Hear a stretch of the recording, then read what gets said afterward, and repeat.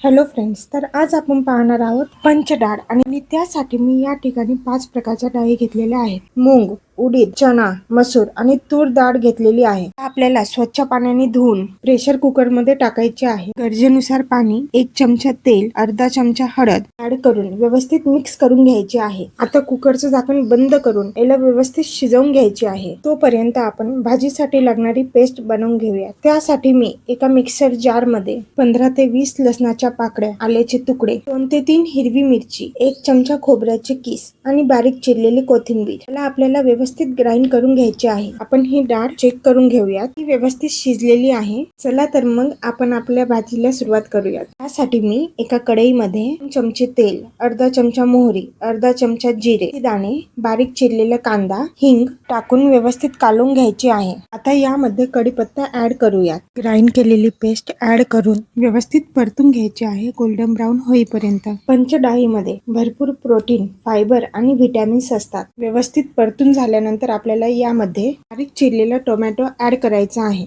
आता आपण यामध्ये मसाले ऍड करून घेऊया. धने पावडर, 1 चमचा गरम मसाला, आवडीनुसार लाल तिखट आणि हळद टाकून घेऊन आपल्याला ही शिजवलेली डाळ ऍड करून व्यवस्थित मिक्स करून घ्यायची आहे. आणि त्यानंतर आपल्याला यात गरजेनुसार पाणी ऍड करायचे आहे. गरजेनुसार मीठ टाकून 5 ते 10 मिनिटांसाठी आपल्याला हे शिजवून घ्यायचे आहे. आपली ही हेल्दी आणि टेस्टी अशी पंचडाळ तयार आहे. व्हिडिओ आवडले असल्यास लाईक, शेअर आणि सबस्क्राईब करायला विसरू नका. मस्त खा आणि स्वस्त राहा.